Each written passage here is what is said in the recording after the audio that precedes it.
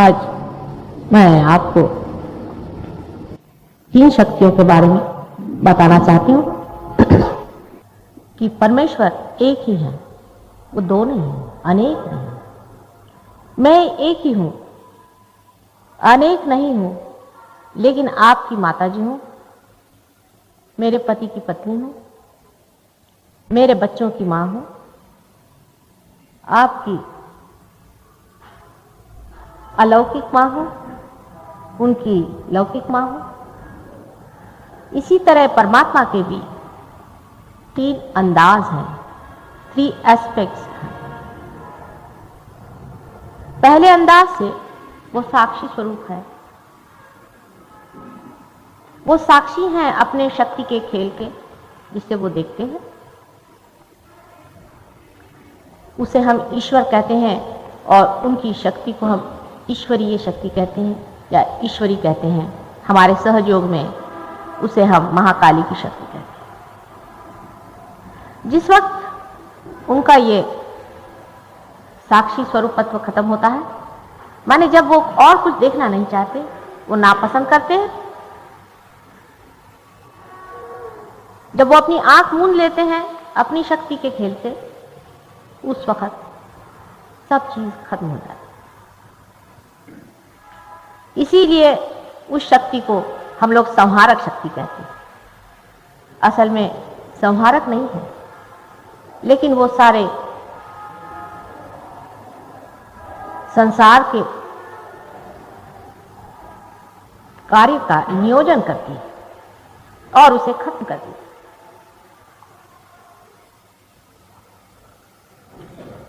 दूसरी शक्ति जो परमात्मा उपयोग में लाते हैं,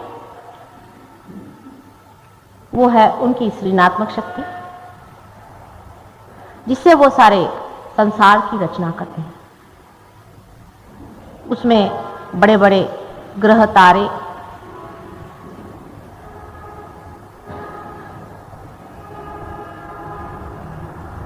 निर्मित होते हैं, जिससे वो पृथ्वी की एक परम पवित्र वस्तु तैयार होती है। इस अवस्था में परमात्मा को हिरण्यगर्भ कहते हैं और उनकी शक्ति को हिरण्यगर्भिणी कहते हैं। हमारे सहयोग में उसको महा सरस्वती कहते हैं।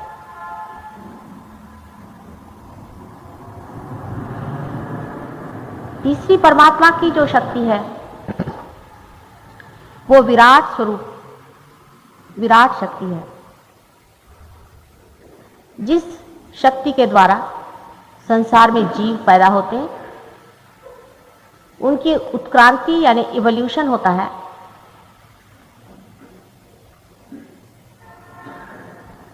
जानवर से मानव बनता है और मानव से अति मानव बनता है, अति मानव से परमात्मा बनता है। इस विराट शक्ति को सहयोग में हम लोग महालक्ष्मी कहते हैं। इस तरह से संसार में 3 शक्तियां हैं जो परमेश्वर की आभा को फैलाते हैं। पहली शक्ति जिसे ईश्वरी शक्ति कहना चाहिए, दूसरी हिरण्यगर्भिणी और तीसरी विराटांगना। सहयोग का कार्य जो है वो विराट का कार्य।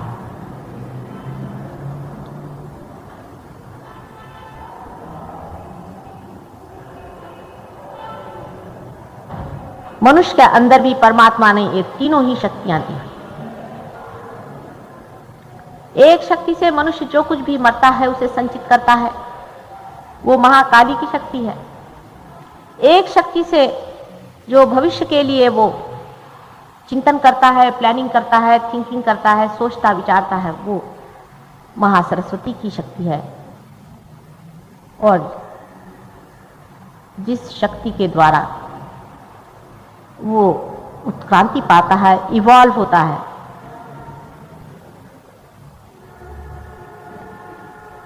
वो महालक्ष्मी की शक्ति।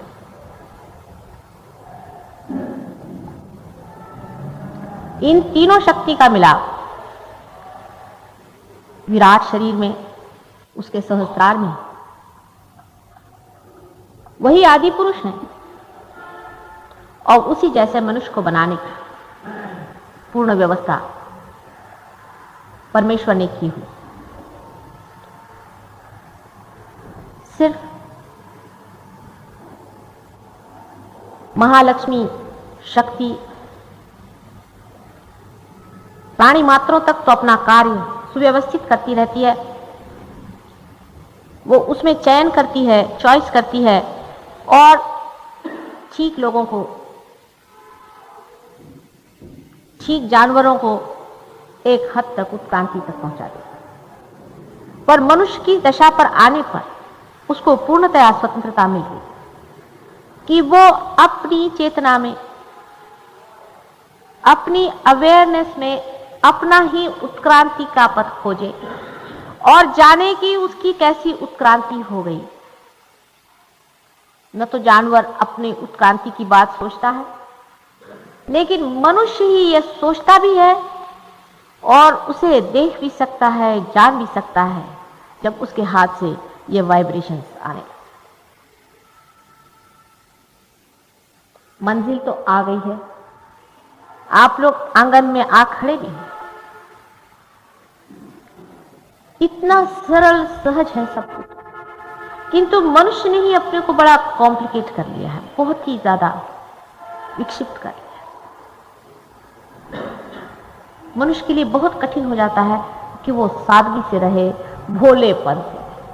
और धर्म और चीज कुछ नहीं है, सीधा साधा बिल्कुल बिल्कुल भोलापन, इनोसेंस। लेकिन इतनी खोपड़ियों के ऊपर खड़े होकर के हम लोग इनोसेंस की बात कैसे कर सकते? इसीलिए बहुत से छोटे छोटे बच्चे बहुत जल्दी से पार हो जाते हैं, क्योंकि उनके अंदर भोलापन है। कलयुग में बहुत सी बातें हो रही हैं, आपको शायद इसका अंदाज नहीं है। जैसे ही विराट शक्ति बहुत प्रबलित हो चुकी है, उसी वक्त में पाताल लोक से, जहां पर कि वेस्ट मटेरियल जैसे अधोगति को गए हुए बहुत से पुरुष, जिनको कि हम लोग राक्षस कहते हैं, उनकी भी शक्तियां बलवत्तर हो रही। दोनों शक्तियों का मुकाबला हो रहा है। एक शक्ति मृत है और एक शक्ति जीवंत है। मृत शक्ति कभी भी जीवंत शक्ति से शक्तिशाली नहीं हो सकती, किंतु जीवंत शक्ति अत्यंत सेंसिटिव होती है, संवेदनशील होती है। इसी वजह से उसका पनपना जरा कठिन होता है। प्लास्टिक का फूल कभी भी असली फूल से सुंदर, महत्वपूर्ण नहीं हो सकता, किंतु प्लास्टिक के फूल हजारों बनाए जा सकते हैं, जीवन फूल 2 ही 4 खिलते हैं। इसलिए जो लोग सहज योग में पनपे हैं, सहज योग में जिन्होंने जो कुछ पाया है, वो लोग भी मुरझा जाते हैं, फिर खिल उठते हैं, फिर मुरझा जाते हैं। एक माँ जैसे अपने आंचल में अपने बच्चों को बड़े दुलार से संभालती है, उसी तरह से सहज योग पालता है, पोसता है। लेकिन बच्चे में यह खुद शक्ति है कि वो अपनी शक्ति को जाने। सहज योग के बाद मनुष्य उस दशा को पहुंच सकता है, इस थोड़े से टाइम में पहुंच सकता है, जिसके लिए बड़े बड़े ऋषि मुनियों को हजारों जन्म लेने पड़े और हजारों वर्षों की, युगों की तप साधना करनी पड़ी।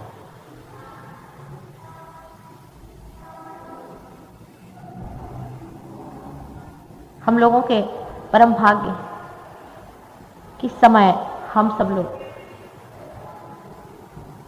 इस विशेष युग में पैदा हुए हैं।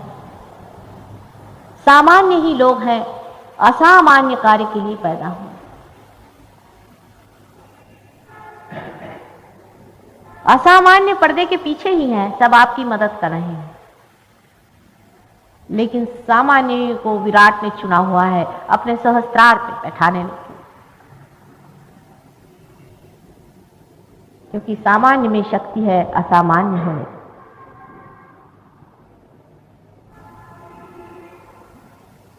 किंतु सहज योग में सबसे पहली बात है कि अंदर में भोलापन होना चाहिए और शांति करो, शांति, संतोष करो। किसी न किसी को कोई न कोई दुख है, कोई न कोई परेशानी है, उलझन है। लंदन में एक साहब कहने लगे वियतनाम में इतनी युद्ध हो रहा है, आप ये क्या बात कर रहे हैं। मैंने कहा तुम कोई वियतनाम जा रहे हो, तुम्हारे वहां के प्राइम मिनिस्टर हो, तुमको उसकी परेशानी क्यों भाई, तुम अपना अंदर का देखो। छोटी छोटी चीजों से अपने जीवन को भर नहीं लेना चाहिए। एक आंख में अगर तिनका भी चला जाए तो आंख खराब हो सकती, उसका कोई महत्व नहीं है।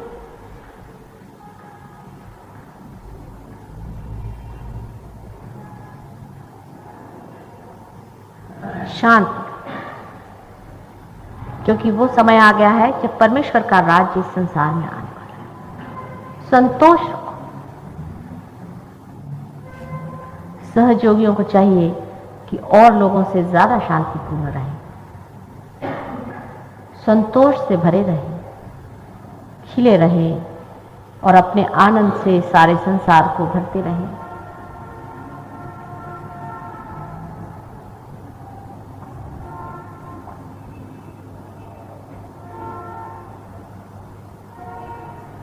अंदर का चमत्कार सहयोग दिखाएगा। बहुत जोरों में चरवण चला है, मंथन चला हुआ है।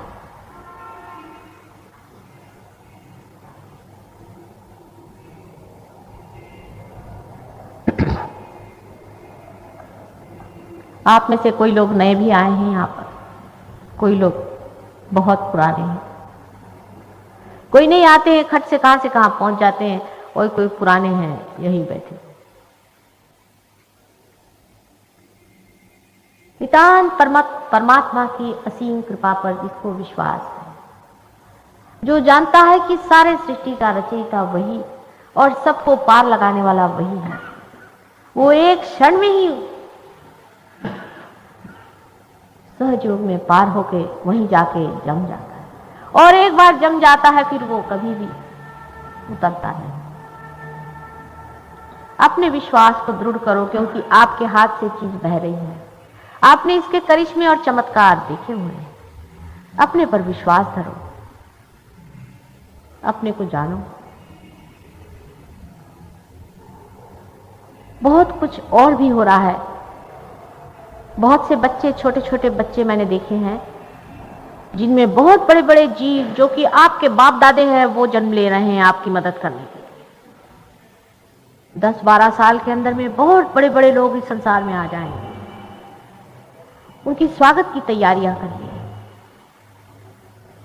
उनको पहले सूली पे चढ़ाया गया था, उनको मारा पीटा गया था, वो सब आज जन्म लेने वाले हैं। एक नवीन युग इस संसार में आने वाला है। परीक्षा का थोड़ा सा समय है, परमात्मा पे विश्वास रखें। सारे धर्मों का आशीर्वाद और आशा कि मनुष्य परमात्मा पद पे पहुंचेगा, वो सत्य होकर